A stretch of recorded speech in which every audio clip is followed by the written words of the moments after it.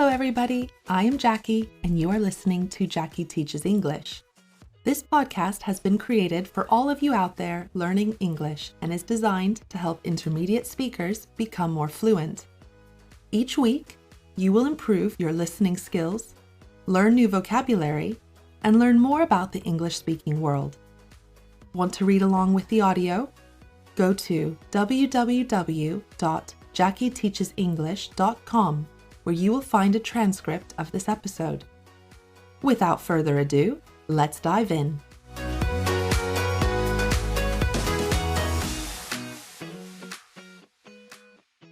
Today, we are talking about early birds and night owls. And no, we aren't bird watching. In this episode, we will be discussing people's different sleep schedules and why some people wake up early in the morning and others prefer staying up late. You may have heard of the 17th century proverb, "The early bird gets the worm," meaning someone will have an advantage if they do something immediately or early, before other people do it. We live in a society that certainly looks favorably on those of us who spring into action straight away in the morning. These early risers are known as early birds. They might also describe themselves as morning larks or morning people. You know you are an early bird if you go to bed early, wake up early, feel your best in the morning, have less energy in the afternoon, and have a hard time staying awake past a certain hour in the evening. On the flip side, you are a night owl if you stay up late, enjoy sleeping in, feel your best in the afternoon, have more energy at night, and have a hard time staying alert during the morning. Let's quickly discuss a term that we will be using a lot in this episode. To sleep in means to stay in bed later than usual in the morning. If you are learning British English, you can also say to have a lie-in. Now, actually, research shows that only a small percentage of the population make up extreme early birds and night owls, at roughly 20%. That means that 80% of us fall somewhere in the middle. So how come we all have different sleep schedules?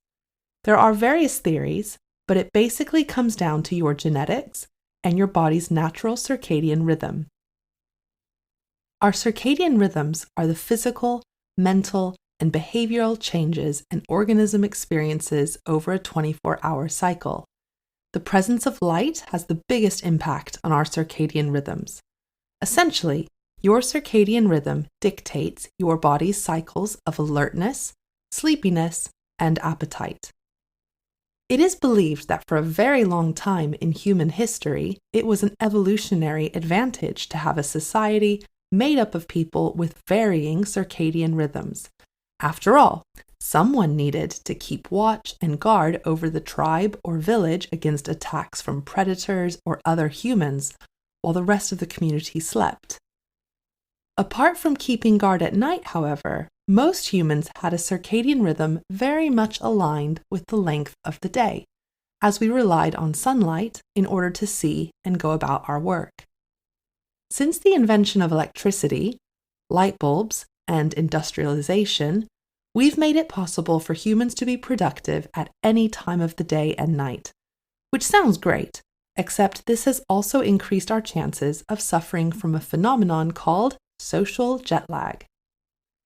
Very similar to normal jet lag, the feeling of extreme tiredness and other physical effects that a person experiences after a long flight across different time zones, social jet lag comes about when there is a notable difference between your sleep schedule during the working week and the weekend. If you are a morning person who works a 9-to-5 job, it is likely that you have never experienced social jet lag before because our society is tailored to your circadian rhythm, and you keep a very similar sleep schedule during the working week and the weekend. However, if you are a natural night owl, you may experience social jet lag frequently. Because a night owl's natural tendencies are to stay up late into the night and then sleep in until later the following morning, they will take advantage of their weekend to do this. However, come Monday morning, when their alarm goes off at 6 a.m. for work, they will suffer social jet lag. Their body isn't prepared for this significant change in sleep schedule, and therefore they will feel extremely groggy in the morning and struggle to stay awake, just like we often do when we change time zones after a trip. To feel groggy means to feel dazed, weak, or a little unsteady. We often feel groggy if we are ill, intoxicated, or have just woken up and we aren't quite awake yet. Unfortunately, teenagers are likely to suffer most from this. Our circadian rhythms change naturally as we grow older. Think about elderly people that you know. It's likely that they wake up very early, sometimes 4 or 5 in the morning, and then like to be tucked in bed before 9 p.m., right? Well, the majority of teenagers are the exact opposite. Teenagers tend to be biological night owls, and when their schedule allows, they will want to stay up until the early hours of the morning and then sleep in, sometimes until noon the following day. However, they then are punished during the week with early school start times. For example, in the United States, a typical high school day starts at around 7:30 in the morning. In fact, studies show that teenagers whose sleep schedules differed by more than 2 hours between their school week and their weekend experienced the following side effects. They find falling asleep and staying asleep through the night difficult. They often fall asleep in class. They are frequently in a bad mood, which makes their relationships with family members strained. They drink more caffeine throughout the day, and they receive lower grades. To make matters worse, they are also more likely to experience depressive mood symptoms, as if it wasn't hard enough being a teenager. Of course, it isn't just teenagers who suffer from this phenomenon. Shift workers, people who work different shifts, which can vary, sometimes working day shifts and then night shifts, also experience this social jet lag. This circadian misalignment is very problematic, especially when it becomes long-term. It can lead to higher risks of obesity, diabetes, cardiovascular diseases, and Alzheimer's. So what is the advice if you are a night owl and suffer from social jet lag, or you are a worried parent of a teenager? First, research suggests that consistency is key. Although we probably all enjoy a bit of a lie-in at the weekend, we should only allow ourselves, or our children, to wake up within an hour or two of our normal alarm clock. Additionally, we should try to stick to a similar bedtime, regardless if it's a work day or the weekend. If you find it difficult to go to bed early, it will likely be due to the fact that your body produces the sleep hormone melatonin later in the evening. However, you can encourage your body to become sleepy by switching off phones and computers earlier and getting away from screens. Consider lowering the intensity of lights in your room and reading before bed. And if you feel groggy in the morning, the best thing you can do is get exposure to light as soon as possible. So get outside for a morning walk or experiment with light therapy devices to try to wake your body up.